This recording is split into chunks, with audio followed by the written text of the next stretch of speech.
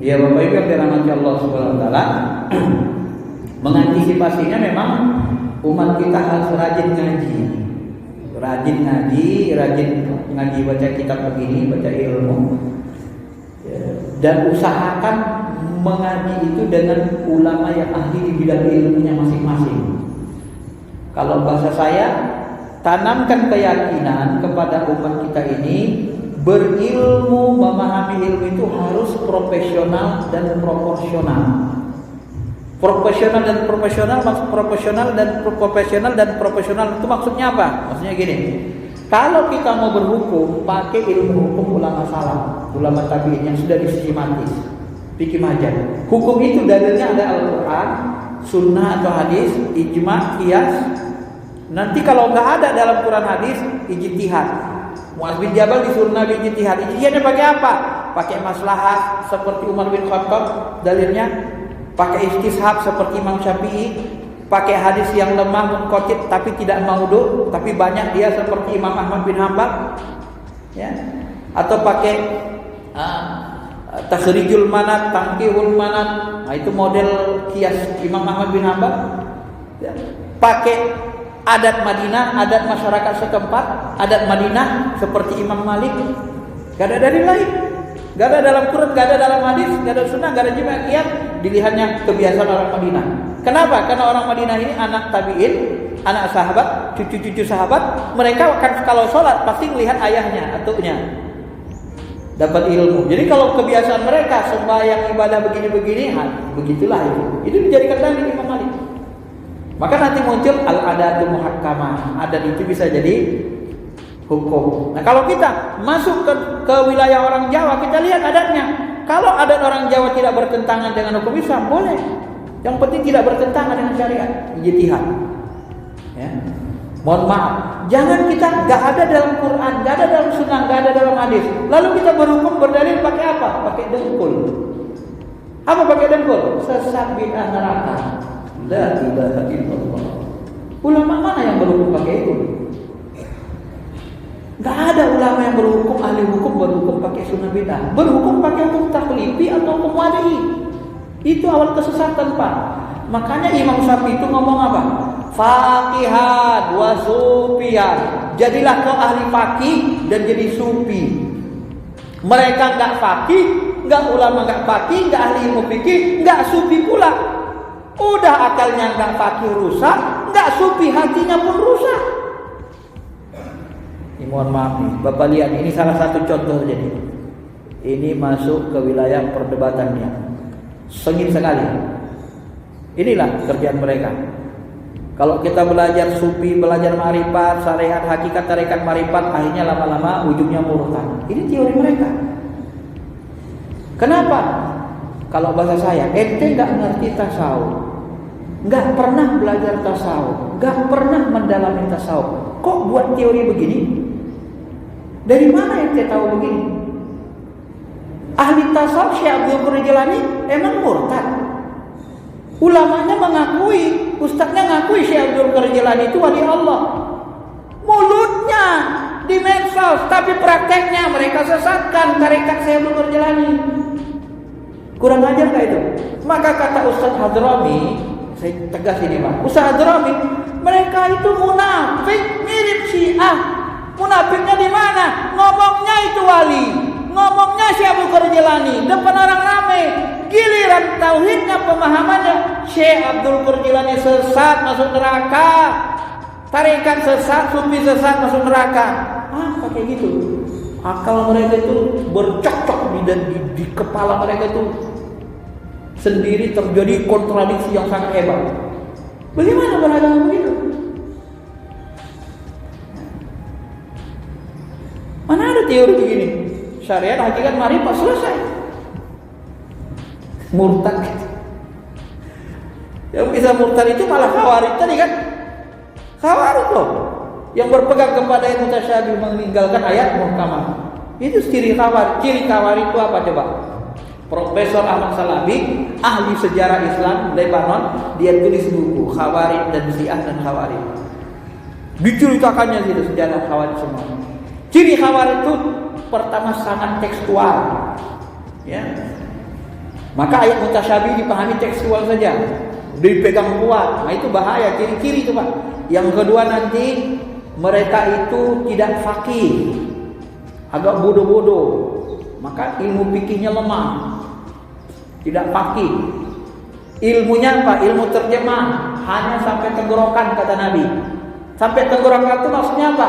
Ayat dan hadis itu gak masuk ke qalbu, gak nyerap ke akal yang sehat. Hanya di sini untuk sebagai alat dalil. Tapi dalilnya terjemah, bukan faqih, tidak kepahaman. Ya, terjemah saja.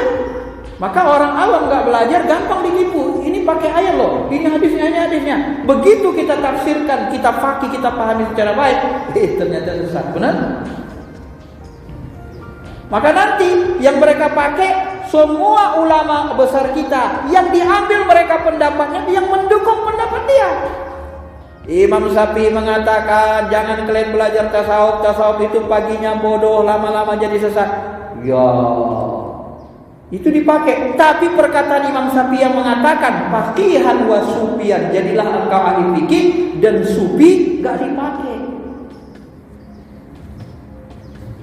Imam Syafi'i mengatakan bid'ah itu terdiri dari dua, ada hasanah, ada sayyi'ah, gak dipakai, dibuang. Yang mana yang dipakai sesuai akidah mereka, Pak. Jadi maaf ya, ulama-ulama besar kita ini dijual namanya. Mohon maaf nih, saya terus terang. Coba Bapak Ibu ya perhatikan, benar-benar perhatikan. Pustaka Imam Syafi'i penerbitnya. Saya mohon maaf nih. Coba lihat isi bukunya. Apakah buku Syafi'i dan Syafi'iyah semua? Dari situ Bapak Ibu sebenarnya udah paham Bapak Ibu siapa mereka. Jelas? Pustaka Imam Syafi'i. Apakah isi bukunya itu yang diterbitkan buku Imam Syafi'i dan ulama-ulama mazhab Syafi'i? Tegas saya, Pak. Dan kalau kita turun ke bawah, grassroots inilah terjadinya. Semuanya isinya bid'ah, sesat, neraka, dengan kebodohan. Belum kuliah ini Pak ini, nggak ngerti kita. Kita tanya konsep bid'ah, dia nggak tahu. Dia tanya konsep tasawuf, dia nggak ngerti apa itu tasawuf, nggak mau jelasin. Dia nggak pakai definisi, sukanya ya asal beda sesat saja. Mana ada hukum asal beda haram, asal beda sama Nabi haram? Siapa yang buat kaidah itu? Nabi aja bilang nggak pernah begitu. Pokoknya asal kalian beda sama aku, sesat neraka. Ada kata Nabi itu? Mana ada? Sahabat nggak ada. Loh, kenapa Anda membuat kaidah seperti itu? Sebenarnya kaidah itu sudah kaidah bid'ah. Bid'ah dalam akidah mujassimah, bid'ah dalam syariat berhukum membuang hukum yang 5. Berhukum dengan 2, surga neraka, halal haram, ya, bid'ah sunnah, kemudian hitam putih. Itu sudah diurai ulama. Hukum itu bukan hitam putih, halal wajib haram. Ada 5. Wajib, sunnah, makruh, mubah, haram. Kok disempitkan lagi jadi 2? Kan sudah diteliti. Jadi antisipasi kita Pak, didik anak kita ini, anak cucu kita, supaya berilmu, belajar ilmu dengan ulama yang ahli dalam bidangnya. Bapak kalau mau belajar syariat sama ulama syariat, mau belajar tasawuf, Bapak belajarnya ke Habibul Lutfi, ulama tasawuf. Jangan belajar sama ulama syariat. Jangan belajar sama ulama hanya penghafal ayat dan hadis, sesat Bapak. Karena mereka nggak ngerti ilmunya. Itu sama dengan nanti Bapak Ibu berobat jantung ke dokter gigi. Mau berobat jantung ke dokter gigi? Siapa yang berobat jantung ke dokter gigi? Itu yang mau melakukan itu hanya orang pedalaman bodoh, nggak tahu ilmu kedokteran. Dianggapnya dokter gigi itu sama saja, itu ahli semua kedokteran. Dikiranya dokter gigi ahli jantung, ahli THT, ahli segalanya. Enggak. Ente kalau habis Quran khawarij paling hafal Quran, tapi akalnya pemahamannya bodoh. Begitu kita masuk ke masjid khawarij itu di Hururiyah itu suara gemuruh Quran, hafal Quran semua Pak. Tapi giliran memahami hukum Islam, wa man lam yahkum bima anzalallahu fa ulaika humul kafirun. Siapa yang berhukum tidak dengan hukum Allah, dia kafir. Ahli kafir tidak berhukum dengan hukum Allah, mau berdamai dengan dengan pemberontak. Muawiyah kafir jadi pemberontak, yang benar kami. Ali, Muawiyah semua kafir. Aisyah pun kafir, pemberontak. Itu Khawarij. Semuanya masuk neraka, bidah sesat. Yang masuk surga kami Muhammadiyah sesat, NU sesat, ada yang Persis sesat, ini sesat, ini sesat. Orang sendiri yang benar. Itulah akidah aslinya Khawarij. Semua sesatkannya, padahal dia menyesatkannya dengan ilmu yang secuil. Kalau kita udah belajar ilmu agama banyak, ilmunya cuma ilmu terjemah, ilmu tafsirnya nol, ilmu fikih usul fikihnya nol. Maka kata Ustaz Sarwan LC apa? Semuanya berisi fitnah dan kebohongan. Ketika kita ikut mereka, kita pahami fikih usul fikih, kita pahami tasawuf, ternyata ilmu mereka gak ada apa-apanya. Gak ada apa-apanya Bapak Ibu. Ustaz Sarwan 20 tahun hidup bersama mereka, keluar. Setelah mendalami fikih usul fikih, gak ada apa-apanya rupanya. Ternyata banyak fitnah. Ustaz Hadrami pun sama. Bersikapnya apa? Bersikapnya seperti orang Syiah. Apa Syiah itu? Di Syiah kan ada istilah apa? Pura-pura membenarkan, taqiyah. Ini belum berkuasa. Kalau Ustaz Somad bilang kalau belum berkuasa mereka taqiyah, rangkul. Wah, nggak boleh demo, harus taat pada pemerintah. Di awal-awal. Nanti kalau udah berkuasa, hormat bendera, syirik. Lagu balad ada 5, syirik. Gila nggak gitu? Umat orang awam sering ditipu. Kalau ulama kita nggak bisa ditipu Pak, karena udah banyak baca kitab. Yang kasihan nih Bapak Ibu orang awam ini, kasihan sekali. Saya kan kadang-kadang masuk ke grassroots gini, ya begini, sufi disuruh nari-nari di gereja, sesat. Nah, gini lah model mereka. Tapi kalau halauan sunnah kan mereka kan. Perayaan halauan sunnah. Dicari yang buruk-buruknya saja, ya. Mereka tidak mau belajar secara serius. Dia hanya nyari buruk-buruknya saja. Dari aswaja itu, yang baik-baiknya nggak mau dia cari. Semuanya penuh fitnah. Ulama tarikat nyembah kubur, pengikut-pengikut tarikat sufi harus di bumi hanguskan, menyembah kubur. Demi Allah, puluhan mursyid tarikat yang saya datangi, tidak satu pun yang mengajarkan saya nyembah kubur. Demi Allah, semua mursyid yang saya tarik ilmunya sampai ke dalam-dalam, semuanya tahunya luar biasa, berujung pada laisa kamitslihi syai'. Tak ada yang mengatakan Allah itu berjanji bersifat. Saya mendalami, saya meneliti. Apakah saya lebih percaya dengan saya yang meneliti mendalami sampai ke dalam daripada mereka yang hanya lihat dari luar? Apakah Bapak Ibu percaya dengan orang yang memakan durian, menikmati durian langsung, mengatakan durian enak, daripada orang yang melihat durian dari luar lalu dikatakan durian itu bahaya, berduri, bisa melukai? Siapa yang menipu? Yang menipu yang mengatakan durian itu enggak enak, bau busuk, melukai orang. Benar? Karena dia belum masuk, belum dia buka isinya. Mereka selalu menghakimi kita bighairi ilmin, tanpa ilmu, tanpa menguasai ilmunya. Inilah yang disebut Ibnu Taimiyah dengan berhukum pakai hawa nafsu. Siapapun yang menafsirkan Quran tidak pakai ilmu, maka dia menafsirkan pakai hawa nafsu. Ada di sana gerakan politik yang tersembunyi. Nah, ini kalau saya terusin masukin YouTube pula aja kan. Seram ini Bapak Ibu, perang kita ini seram. Ya. Seram, orang tarikat ini difitnah. Sampai-sampai saya berkesimpulan, ini bisa jadi loh, ini bisa jadi. Ya. Akal saya terus mikir, jangan-jangan gerakan. Nah, ini saya katakan lagi, enggak apa-apa maksud itu. Jangan-jangan kalau kita pahami ya, supaya jangan saya bersalah, saya bilang, tapi enggak 100% benar. Tapi analisisnya mendekati benar ini, secara ilmiah. Kenapa orang tarikat dituduh sebagai penyembah kubur? Padahal setelah kita teliti enggak ada satu pun yang ngajarin gitu. Ya Wahabi dulu ketika mau menguasai Mekah, Madinah itu siapa yang menguasai pertama? Sebelum Wahabi adalah Syarif. keluarga-keluarga Nabi. Di bawah Turki Utsmani. Nah, ketika kelompok King Abdul Aziz ini, Raja Saudi ini mau menguasai Mekah, ngambil alih Mekah, apa yang dilakukan? Tentu kudeta, benar? Tentu berontak, benar? Bagaimana kudeta dan pemberontakan pengambil alihan haramain bisa dilakukan secara sukses? Carilah ulama kontroversi. Namanya Muhammad bin Abdul Wahab. Untuk apa? Supaya dia bisa mengkafirkan orang Islam, memurtadkan orang Islam, orang tarekat, supaya bisa dihalalkan darahnya. Kalau nggak halal darahnya, mana berani orang perang? Benar? Dicari alasan menghalal-halalkan darah.